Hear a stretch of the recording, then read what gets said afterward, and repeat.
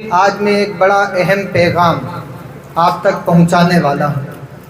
پہلے تو آپ اسٹیج کو ملاحظہ کریں، ماشاءاللہ یہ اہل سنت سے بھرا پورا اسٹیج اس بات کی دلالت ہے کہ یہ جگہ یادگار امام حسین اہل سنت کا مرکز ہے، اہل سنت کا مرکز ہے۔ سبحان اللہ سبحان اللہ۔ اور جو اس طرف بدنیتی سے دیکھے تو یقیناً مجھ سے اسے نہیں ٹکرانا ہے، پہلے تو اسے نیاز القادری سے ٹکرانا ہے، اور دیکھ کر ٹکرائے کس سے ٹکرا رہا ہے، باقی بات بعد میں ہے۔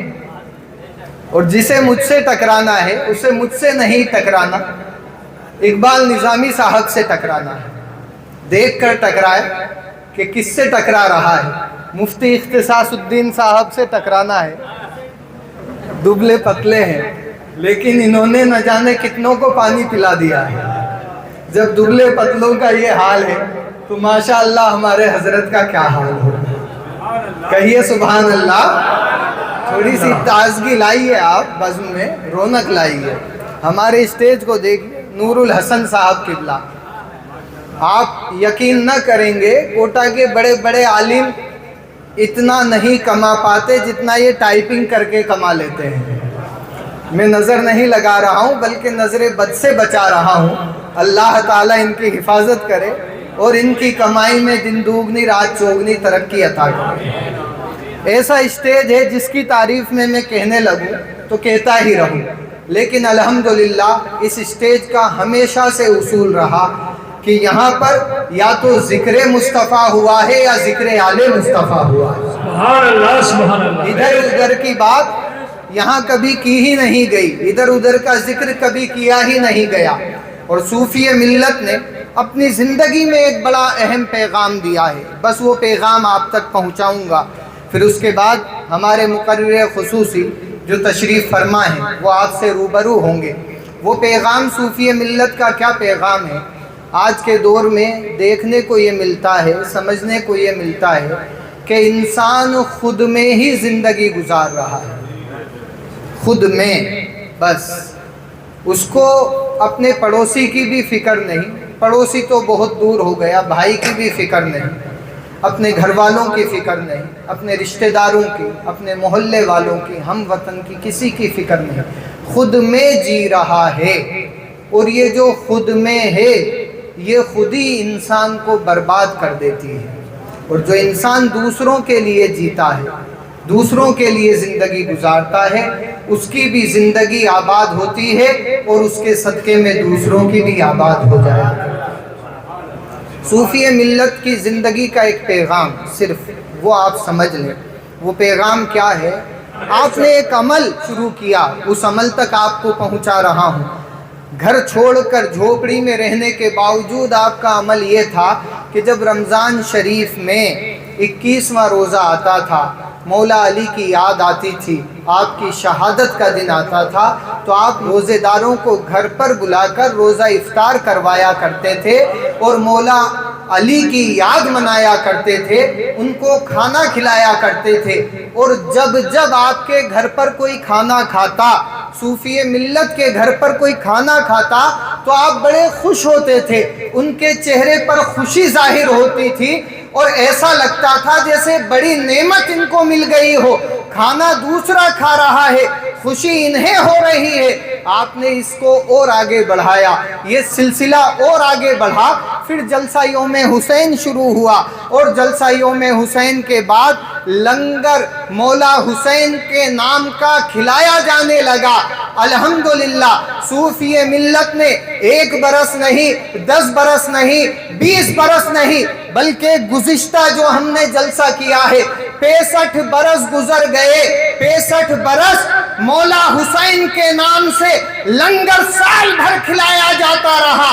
یہ صوفی ملت نے پیغام دیا ہے کہ اگر جینا چاہو تو دوسروں کی زندگی کے لیے سہولیت پیدا کرو، اللہ تمہاری زندگی میں خوشحالی عطا کر دے گا۔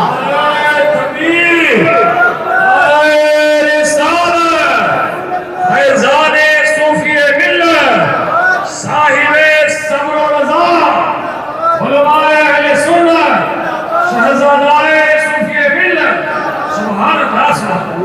کے کھانے کے لیے اہتمام کیا، اور الحمدللہ یہاں ہم نے جو لنگر شروع کیا صوفی ملت کے وصال کو، یہ 10واں سالانہ عرس ہے، 9 سال مکمل گزر گئے، 10واں سالانہ عرس ہم منا رہے ہیں۔ جس دن آپ کا چہلم تھا اس دن اس ناچیز نے بھائیوں سے اور کچھ لوگوں سے مشورہ کر کے لنگر حسینی شروع کیا۔ الحمدللہ کوٹا کی سرزمین پر تو آپ کو دیکھنے کو نہیں ملے گا، یہ میری شان نہیں، یہ مولا حسین کی شان ہے۔ کس کی شان ہے؟ مولا حسین کی شان ہے۔ کوٹا کی سرزمین پر تو ایسا دیکھنے کو نہیں ملے گا کہ ہر ہفتے آپ پہنچ جاؤ اور آپ کو کھانا کھلا دیا جائے۔ یہاں ہر جمعرات کو لنگر ہوتا ہے۔ 9 سال مکمل ہو گئے صوفی ملت کے وصال کے بعد سے آج تک لنگر جاری ہے، اور یہ میرا یقین کامل ہے کہ جس چیز کو مولا حسین کے نام سے نسبت ہو جائے لوگ مٹ جاتے ہیں، نسبتیں نہیں مٹا کرتی بلکہ قیامت تک کے لیے وہ کام زندہ ہو جایا کرتا ہے، وہ کام قیامت تک کے لیے زندہ ہو جایا کرتا ہے۔ صوفی ملت کا یہ ایک پیغام تھا، لوگوں کو کھانا کھلانا۔ کچھ لوگ ایسے ہیں آج کے دور میں بھی آپ انہیں دیکھ لیں گے کہ جب ان کے گھر پر کوئی مہمان آ جائیں تو چہرے پر سلوٹیں آ جاتی ہیں، ماتھے پر شکن آ جاتی ہے۔ علماء کرام بڑے اچھے سے سمجھتے ہیں اس مسئلے کو کہ چہرے پر کس طرح سلوٹیں آ جاتی ہیں، ماتھے پر شکن آ جاتی ہے۔ ارے آج تو مولانا کھانے پر آ گئے، مدرسے کے بچے کھانے پر آ گئے، مدرسے والے کھانے کو آ گئے، علماء اہل سنت آ گئے، بھلا کیا ہوگا؟ لیکن صوفی ملت نے چہرے پر سلوٹیں نہ لائی، ماتھے پر شکن نہ لائی، بلکہ دعوتیں دے دے کر علماء کو کھلاتے رہے، اور آج تک ان کے فیضان سے علماء کو کھلایا جا رہا ہے، اور قیامت تک یہ خدمت یوں ہی جاری و ساری رہے گی۔ سبحان اللہ، سبحان اللہ، نعرہ تکبیر، نعرہ رسالت، فیضان صوفی ملت، علماء اہل سنت، فیضان امام حسین قیامت تک جاری و ساری رہے گا۔ لنگر شروع کیا، وہ مولا حسین کی نسبت رکھی، اسے لنگر حسینی نام دیا، وہ لنگر آج تک چل رہا ہے۔ اور ایک راز کی بات آپ کو بتاتا ہوں، کوئی اس غلط فہمی میں نہ رہے، بلکہ علل اعلان کہہ رہا ہوں، کوئی مائی کا لال یہ نہیں کہہ سکتا کہ ہم سے لنگر کے نام پر پیسہ مانگا گیا۔ علل اعلان کہتا ہوں، یا کوئی آ جائے اسٹیج پر، کوئی مائی کا لال نہیں کہہ سکتا کہ لنگر کے نام پر 1 روپیہ اس سے ہم نے مانگا ہو 9 سال میں۔ نہیں، یہاں تو جو آتے ہیں وہ خود بھکاری بن کر مولا حسین کے دربار میں آتے ہیں، ان سے ہم کیا مانگیں گے؟ ہم ضرور مانگتے ہیں، ایک اکاؤنٹ ہے ہمارے پاس، ایک دینے والا ہے ہمارے پاس، ایک اکاؤنٹ مین ہے ہمارے پاس کہ جس کے کھاتے سے ہم لیتے ہیں، اور وہ کھاتا کبھی ختم نہیں ہوتا۔ اس کھاتے کا نام مولا حسین کا کھاتا ہے، مولا حسین کا کھاتا ہے۔ سبحان اللہ، اور الحمدللہ یقین جانے میں سامنے ہوں، کل میں نہیں رہوں گا، لیکن یہ لنگر حسینی جیسا چل رہا ہے ایسا ہی قیامت تک چلتا رہے گا۔ سبحان اللہ، سبحان اللہ، صوفی ملت نے ایک پیغام دیا آپ نے کھلانے کا، ایک پیغام دیا آپ نے کھلانے کا۔ لوگ سوچتے ہیں، اور میں بھی اس طرح کی بدگمانی نہیں رکھتا، کلیئر آج آپ کو بتا رہا ہوں، میں یہ بھی نہیں سمجھتا کہ میں نے کبھی انتظام کیا ہو، بلکہ ایک سیکریٹ آج آپ کو بتا رہا ہوں۔ 9 سال میں آج تک ایسا موقع نہیں آیا کہ مجھے یہ سوچنا پڑا ہو کہ اگلی جمعرات کو لنگر کیسے ہوگا۔ کہیے سبحان اللہ، یہ سوچنا نہیں پڑا۔ کھلانا کیا ہے؟ کوئی اس بدگمانی میں نہ رہے کہ میں نے مہمان کو بلا کر کھلایا۔ قرآن پڑھو، وَمَا مِن دَابَّةٍ فِي الْأَرْضِ إِلَّا عَلَى اللَّهِ رِزْقُهَا، اور زمین پر چلنے والا کوئی ایسا نہیں۔ یہ ترجمہ میرا نہیں کر رہا ہوں، سیدی اعلیٰ حضرت کا ترجمہ ہے۔ کس کا ترجمہ ہے؟ سیدی اعلیٰ حضرت کا۔ اور زمین پر چلنے والا کوئی ایسا نہیں جس کا رزق اللہ کے ذمہ کرم پر نہ ہو۔ گویا کہ پروردگار بندوں کو بتا رہا ہے، اے بندو تم دسترخوان بچھاؤ تو صحیح، کھانے کا اہتمام کرو تو صحیح، لوگوں کو بلاؤ تو صحیح، تم بلاؤ گے، دسترخوان بچھاؤ گے اور رزق پہنچانا پروردگار عالم کا کام ہوگا۔ سبحان اللہ، سبحان اللہ، واہ، کس کا کام ہوگا؟ پروردگار عالم کا۔ وہ کبھی کسی کو مایوس نہیں رکھتا، ہر ایک کو رزق پہنچاتا ہے۔ اگر وہ گھر میں ہوگا تو گھر میں پہنچے گا، اور تم دسترخوان بچھا دو گے تو تمہارے دسترخوان پر پہنچے گا۔ ایک بڑا پیغام آج آپ کو دے رہا ہوں، اور لوگ یوں سمجھتے ہیں کہ بھئی کیا ہوگا، خود کھا لیں بڑا اچھا ہے، بلکہ آج کل کا فیشن حضرت قربانی کریں تو پتہ ہی نہ چلے بکرا کہاں چل گیا۔ جواب آ گیا مفتی صاحب کا، فتویٰ تو مفتی ہی دیتے، کہاں چل گیا؟ فریز کے اندر، جواب دے دیا انہوں نے۔ بلکہ ہندوستان ہے، ہم یہاں رہتے ہیں، اور جس ملک میں رہیں یہ ہمارا عہد ہے کہ ہم اس ملک سے محبت کرتے ہیں اور بے انتہا محبت کرتے ہیں۔ لہٰذا دور اور چلن تو یہ چلا ہے کہ لوگ خود ذبح کرتے ہیں، خود کھاتے ہیں، صرف آگے کا کوئی معمول نہیں۔ اور 3 حصوں کا بتایا گیا، پڑوسی کو کھلاؤ، رشتہ دار کو کھلاؤ، مسکین کو کھلاؤ، لیکن یہاں تو خود کا پیٹ بھرے تب دوسرے کو کھلائے، یہ تو بھرتا ہی نہیں ہے، نہ جانے کب تک کا انتظام ہو جاتا ہے۔ صوفی ملت نے کل لوگوں کو کھلایا، آج ان کے نام سے لوگوں کو کھلایا جا رہا ہے، کل بھی صوفی ملت کا نام زندہ تھا اور آج بھی نام زندہ ہے اور قیامت تک زندہ رہے گا۔ سبحان اللہ، اور ان کی پرسنالٹی یہ پرسنلی نہیں ہے، یہ پرسنلی بات نہیں ہے۔ میں تو آپ کو بھی اعلان کرتا ہوں، آپ بھی کھلاؤ، لوگوں کے لیے دسترخوان بچھاؤ، اور پھر دیکھو اللہ آپ کی زندگی میں کس قدر رونقیں عطا فرماتا ہے۔ کھانے کی نیت کو دل سے نکالیں اور کھلانے کی نیت کو بڑھاوا دیں، انشاءاللہ تعالی دنیا بھی آباد ہو جائے گی اور آخرت بھی آباد ہو جائے گی۔ ایک آیت اور سنتے چلے جائیں۔ لوگ سمجھتے ہیں نماز، روزہ، حج، زکوٰۃ، اور ہم تو صاحب جبہ پہننے والے ہو گئے، اب تو کیا ہے، کون پوچھے گا، ہم تو امامے والے ہو گئے، اب تو ہمیں کون پوچھے گا، ہم تو سب سے اعلیٰ ہو گئے۔ ایک آیت سنتے جائیں، قرآن عظیم میں سورہ مدثر، بڑی مشہور سورت ہے، اور آیت نمبر 44 ہے، 44 ہے، اور سورت نمبر 74 ہے۔ وَلَمْ نَكُ نُطْعِمُ الْمِسْكِينَ، کہیے سبحان اللہ۔ وَلَمْ نَكُ نُطْعِمُ الْمِسْكِينَ، اور مسکین کو کھانا نہیں کھلاتے تھے۔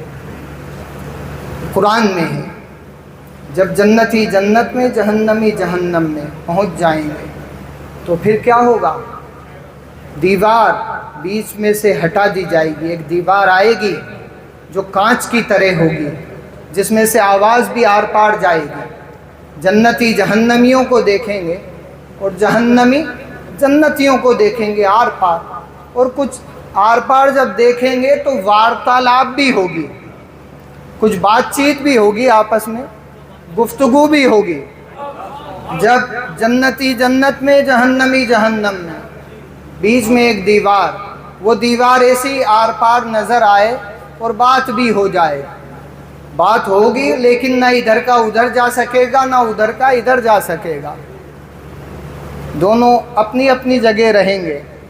جہنمی جنتی کو دیکھیں گے، جنتی جہنمی کو دیکھیں گے، تو جنتی جہنم میں کچھ لوگوں کو دیکھ کر سوال کریں گے، تم جہنم میں کیسے پہنچ گئے؟ بڑے نمازی تھے، بڑے امامہ والے، بڑے جبے قبے والے، بڑے عبادت گزار، تم جہنم میں کیسے پہنچ گئے؟ ایک سوال۔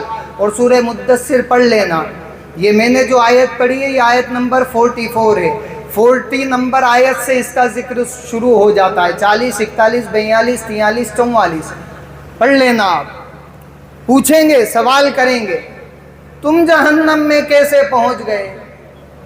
तो वो जवाब देंगे, और भी जवाब है, लेकिन उनमें मैं आपके लिए जो जवाब छांट कर लाया हूँ, वलम नकुन नुतइमुल मिस्कीन, और मिस्कीन को खाना न देते थे। अब नमाज पढ़ना, रोजे रखना, हज करना, ज़कात देना, सारी दुनिया के आमाल अपनी जगह पर, इबादतें अपनी जगह पर, रियाजतें अपनी जगह पर, तिलावतें अपनी जगह पर, जुब्बा अपनी जगह पर, ऊंची टोपी अपनी जगह पर, अमामा अपनी जगह पर, हर चीज अपनी जगह पर है। लेकिन अगर मिस्कीन को खाना ना खिलाया तो उसे भी जहन्नम का मुंह देखना पड़ा।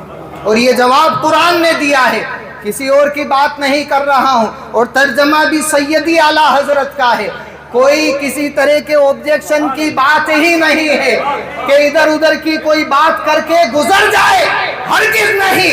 इसलिए पैगाम देना चाहता हूँ सूफिये मिल्लत के उर्स में आने वालों, नमाजें भी पढ़ो, रोजे भी रखो, हज भी करो, ज़कात भी दो, अच्छा लिबास पहनो, अच्छी टोपी पहनो, अच्छा अमामा सजाओ, साथ में गरीबों को खाना भी खिलाया करो, मिस्कीनों को खाना भी खिलाया करो, ताकि कयामत में ये सवाल पैदा ना हो जाए कि खुद खाता था और दूसरे भूखे रह जाते थे। सूफिये मिल्लत ने यही पैगाम दिया है कि लंगर शुरू करके लोगों को शामिल होने का मौका दे दिया।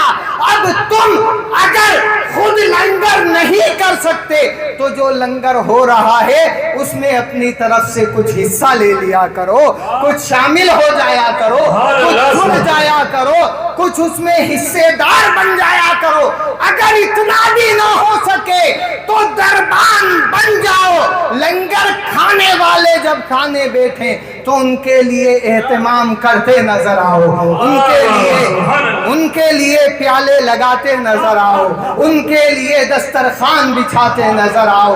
हो सकता है आपकी इबादतें नाकारा हो जाएं, रियाजतें बेकार हो जाएं, तकब्बुर की वजह से पामाल कर दी जाएं, लेकिन खुदा की कसम, खुदा ने रिज्क का जिम्मा खुद के लिए लिया है, खुद राज़िक है। जब तुम दस्तरखान लगाओगे जिम्मेदारी उसकी होगी और बख्शिश तुम्हारी हो जाएगी। सुभान अल्लाह, सुभान अल्लाह, बख्शिश तुम्हारी हो जाएगी। बहुत अच्छे, बहुत अच्छे। लिहाजा आज का ये मैं पैगाम